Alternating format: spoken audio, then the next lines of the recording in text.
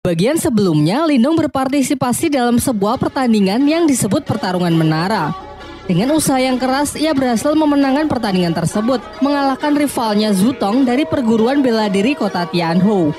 Di lantai tertinggi, ia banyak menyerap energi spiritual dan mempelajari sebuah teknik kuno yang membuat kekuatannya kembali mengalami peningkatan. Terhitung sudah lebih dari 24 jam Lindong berada di dalam menara yang membuat Yue semakin cemas. Sementara di lantai tertinggi, Lindong berusaha keras meningkatkan kekuatannya hingga berhasil mencapai tingkat ketiga. Bahkan pancaran energi nampak keluar dari menara tersebut. Setelah dirasa cukup, ia pun mencoba kekuatan barunya yang dalam sekejap bisa menghancurkan prasasti kuno di hadapannya. Akan tetapi saat akan mencoba turun, ketiga segel spiritualnya keluar dan terhisap ke atas tempat tersebut. Lindong pun segera bergegas mengejarnya. Di luar menara, Yue semakin cemas karena keberadaan Lindong tiba-tiba menghilang dari menara. Bahkan kakek Yanda sendiri mengaku bahwa ia juga tak tahu persis kemana Lindong pergi. Namun berdasarkan legenda, master spiritual kota Yan yang dahulu menciptakan menara ini sengaja membuat ruangan rahasia yang hanya dapat diakses oleh orang terpilih saja. Jadi kemungkinan Lindonglah orang yang dimaksud. Sementara itu, Lindong telah tiba di sebuah dimensi dan masih mengikuti ketiga segel kehidupannya yang membawanya ke sebuah prasasti kuno. Ketika ia semakin kebingungan, tiba-tiba ia mendengar suara dari tangannya yang ternyata itu adalah Marta si rubah putih dengan tampilan yang sedikit berbeda dari sebelumnya setelah menghisap kekuatan mutiara dulu di kolam surgawi. Marta menjelaskan bahwa benda di hadapannya disebut segel spiritual leluhur, yaitu salah satu segel spiritual langit dan bumi yang dikatakan milik para dewa. Diceritakan jika seseorang memiliki segel ini, maka ia akan menjadi petarung terkuat di dunia. Setelah menyampaikan penjelasannya, ia menyuruh Lindong untuk mengambil kembali tiga segel spiritualnya. Namun segel itu seakan melakukan perlawanan dan malah tertarik ke dalam prasasti kuno tersebut. Sesaat setelahnya, tiba-tiba dimensi itu perlahan berubah menunjukkan proyeksi dataran benua yang memberitahukan lokasi dari segel spiritual leluhur lainnya. Marta lalu memperingatkan Lindong agar informasi mengenai lokasi segel-segel itu jangan sampai diketahui oleh orang lain jika Lindong tak ingin bernasib sama dengannya. Singkat cerita, Lindong pun keluar dari menara menghampiri Yue dan kakek Yanda yang telah menunggunya. Diperlihatkan sang kakek sangat senang dan bangga karena Lindong telah membantunya memenangkan pertandingan. Bahkan Yue yang biasanya bersikap dingin kali ini juga mengungkapkan rasa terima kasihnya kepada Lindong. Namun tiba-tiba Qing Tan adik Lindong datang dengan wajah yang ketakutan. Ia mengabarkan bahwa rumah mereka sedang diserang oleh sekelompok orang tak dikenal yang tak sanggup diatasi oleh ayah dan kakeknya. Setelah mendengar itu, Lindong pun bergegas kembali untuk membantu keluarganya.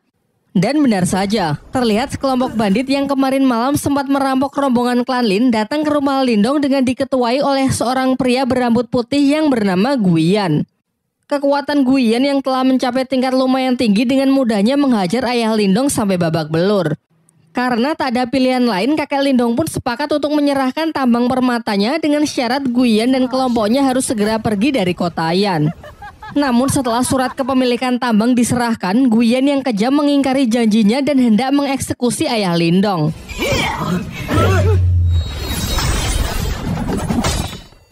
Untung saja di detik-detik terakhir sebuah serangan melemparkan pedang Guiyan yang tentu saja dilakukan oleh Lindong yang datang tepat waktu sehingga sang ayah berhasil diselamatkan. Pada awalnya kakek Lindong mengajak Lindong bertarung bersama karena ia tahu level kekuatan dari Guiyan.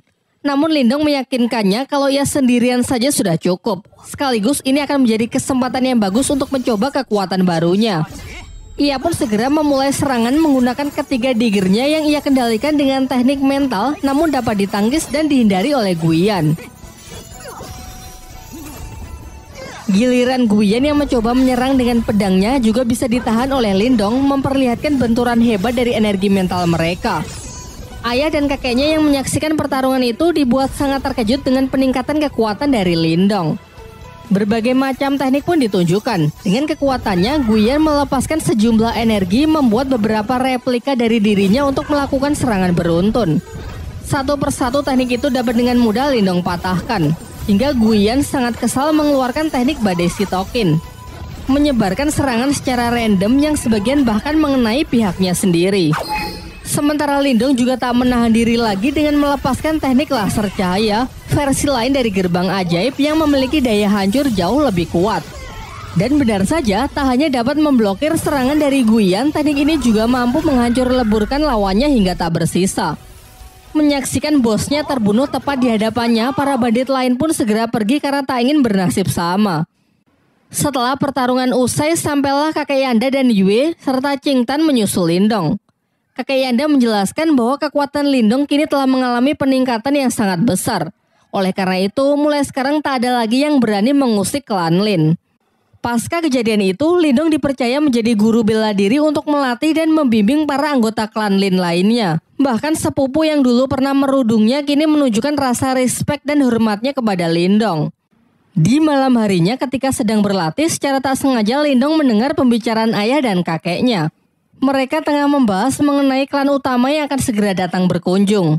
Dari sini pun terungkap kalau klan Lin ternyata dibagi menjadi dua kategori, yaitu klan utama dan klan cabang. Di mana dalam tradisinya klan cabang harus tunduk dan siap melayani klan utama. Tak lama setelah itu, si Oyan datang memberi isyarat kepada Lindong untuk mengikutinya. Sampailah ia di dalam sebuah ruangan, terlihat Qingtan yang tak sadarkan diri dengan aura dingin yang menjalar ke seluruh tubuhnya. Di tengah kepanikannya, Martha keluar dan menjelaskan bahwa di dalam diri Qingtan terserap roh iblis yang menolak energi dari Qingtan sehingga terjadilah benturan sampai energinya keluar tak terkendali. Jika hal ini tidak segera diatasi, kemungkinan terburuk Qingtan akan mati. Martha kemudian menyarankan Lindong agar segera mencari obat langka yang disebut Yin Es untuk membantu adiknya tersebut mengendalikan auranya. Besoknya Lindong berinisiatif pergi menemui Xuanzu mengingat terdapat banyak obat-obatan langka di tempat pelelangannya.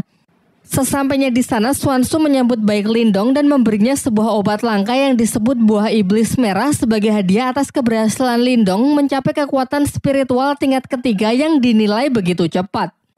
Tak lupa Lindong menanyakan mengenai pil Yin Es, namun sangat mengecewakan karena Xuanzu mengaku bahwa ia tak mempunyai obat selangka itu. Xuanzu kemudian merekomendasikan obat alternatif yang memiliki khasiat sama yang bernama air liur iblis naga Yin. Ia menambahkan bahwa obat itu bisa Lindong temukan di pegunungan Tanyan, sebuah tempat yang disebut makam kuno Ranah Nirwana. Dan baru-baru ini ia mendengar kabar bahwa 4 klan besar yang salah satunya adalah klan utama dari klan Lin juga mengirimkan orang-orangnya untuk memeriksa tempat tersebut. Setelah mengetahui hal itu, Lindong pun segera pergi dan bertekad untuk pergi ke sana. Sesampainya ia di rumah, ia mengecek kembali kondisi Qingtan yang sudah sedikit membaik. Namun untuk bisa sepenuhnya menyembuhkan penyakit dari adiknya tersebut, ia tetap harus pergi ke makam kuno untuk menemukan obatnya. Martha pun sepakat untuk membantunya dengan syarat jika di sana terdapat sesuatu yang bisa memulihkan jiwa iblisnya, Lindong harus membantu mengambilnya. Di tengah pembicaraan mereka, di luar Lindong mendengar keributan. Ternyata kerusuhan ini datang dari seorang perwakilan klan utama dari klan Lin yang menantang para petarung di klan cabang tersebut, yang menurutnya hanya sekumpulan sampah tidak berguna. Menanggapi hal itu, Lindong pun segera naik ke arena untuk menghancurkan kesombongan dari pemuda yang diketahui bernama Lin Chen. Sementara itu, senior dari Lin Chen, seorang wanita bernama Lin Ker, tengah diajak berkeliling bersama kakek Lindong. Dalam pembicaraan mereka, kakek Lindong meminta agar Lin Ker mengikut sertakan Lindong untuk pergi ke makam kuno agar cucunya tersebut bisa lebih mengasah kemampuannya. Pada awalnya, Lin Ker ragu karena beranggapan kalau para petarung di klan cabang tak lebih kuat dari klan utama, sehingga dikhawatirkan hanya akan menghambat perjalanannya saja. Namun secara kebetulan ia melihat Lindong dan Lin Chen yang akan bertarung, sehingga hasil pertarungan mereka akan ia jadikan sebagai bahan pertimbangan. Kembali ke arena dengan penuh percaya diri, Lin Chen pun menantang Lindong bermaksud menunjukkan kekuatan dari klan Lin yang sesungguhnya. Di awal pertarungan, Lindong berusaha menjaga jarak untuk menganalisis gaya bertarung serta level dari lawannya terlebih dahulu. Setelah mengetahui lawannya tipe petarung jarak dekat, ia menyerangnya menggunakan pedang yang ia kendalikan menggunakan kekuatan mental dan berhasil menjatuhkan Lin Chen keluar arena.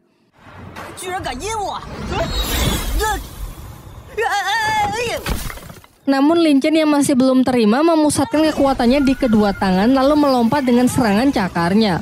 Sementara Lindong berusaha bertahan dengan teknik gerbang ajaibnya. Terlihat Lin Chen cukup sukses menghancurkan pertahanan dari Lindong. Sayangnya ini hanya jebakan karena pecahan dari energi mental Lindong menyerang Lin Chen. Pertarungan berakhir dengan teknik Borkeong membuat Lin Chen terpaksa untuk menyerah. Di sisi lain, Linker yang cukup terkesan dengan bakat luar biasa dari klan cabang akhirnya sepakat untuk mengajak Lindong ikut serta dalam ekspedisinya ke makam kuno. Singkat cerita, keesokan harinya Lindong pun berangkat dengan mengajak Si Oyen ikut serta dalam rombongan klan utama ke makam kuno. Di tengah perjalanan ia melihat banyak mayat-mayat yang berserakan ulah dari para bandit. Linker juga menjelaskan kalau sekarang mereka telah memasuki pegunungan Tianyan, sehingga ia menyuruh semuanya agar tetap waspada karena mulai dari sini perjalanan pasti akan menjadi semakin berbahaya. Di malam harinya mereka memutuskan untuk berkemah di tengah hutan. Diperlihatkan Lindong yang masih terjaga karena ingin terus waspada. Berbeda dengan Lin Chen yang sudah tertidur pulas. Linker lalu menghampiri Lindong dan menjelaskan bahwa di luar makam kuno terdapat sebuah segel yang sangat kuat yang hanya bisa dibuka dengan menggabungkan setidaknya 4 kekuatan spiritual tingkat ketiga. Ia menambahkan bahwa kita saja masih belum cukup, sehingga dibutuhkan seseorang dari klannya yang akan segera menyusul yang bernama Lin Langtian. Seketika ekspresi Lindong pun langsung berubah karena Lin Langtian adalah orang yang dulu pernah mengalahkan ayahnya. Di tengah obrolannya mereka merasakan kalau ada orang yang sedang mengawasi mereka. Dan benar saja, di balik pepohonan yang gelap muncul sekelompok bandit yang mereka bicarakan di perjalanan tadi siang. Bandit-bandit itu telah mengepung mereka yang diketahui oleh seorang pria bernama Song Dao. Tanpa membuang waktu, Linker pun segera bertindak dengan santainya menghabisi satu persatu dari bandit tersebut. Sementara Lindong dengan berani menantang si ketua bandit untuk bertarung 1 lawan 1.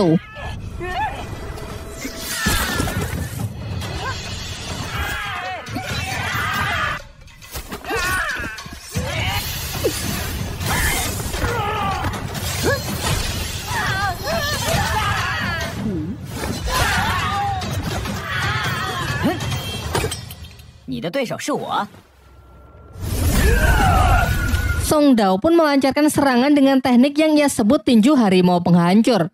Sedangkan Lindong segera merapalkan tekniknya yaitu gerbang ajaib level keempat.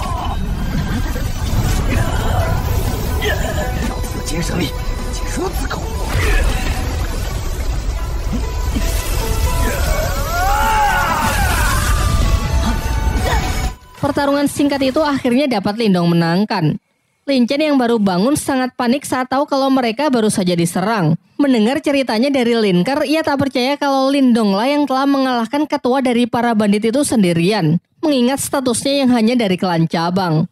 Namun Linker mengatakan bahwa kekuatan seseorang tidak bisa dinilai dari tingkatan klannya saja. Di pertarungan sebelumnya, Lindong sudah menunjukkan belas kasihannya karena kalau tidak Lin Chen pasti sudah almarhum.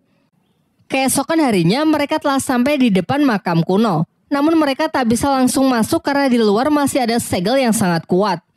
Linker lalu mengajak mereka ke kamp perkumpulan para perwakilan dari berbagai klan besar yang berpartisipasi dan ikut bersaing dalam rangka mencari harta karun di makam kuno. Seperti yang sudah dijelaskan sebelumnya, diperlukan 4 kekuatan spiritual tingkat tinggi untuk bisa membuka segel di jalur masuk makam kuno. Untuk itulah dibutuhkan pemimpin dari setiap perwakilan klan yang salah satunya adalah Lin Langtian. Dan setelah menunggu cukup lama, akhirnya tibalah Lin Langtian dengan menunggangi burung phoenix-nya. Tak lama setelah itu nampak kilatan petir yang ternyata adalah perwakilan dari klan Wang yang bernama Wang Yan. Dilanjutkan dengan hadirnya perwakilan dari klan Hin yang bernama Hin Si.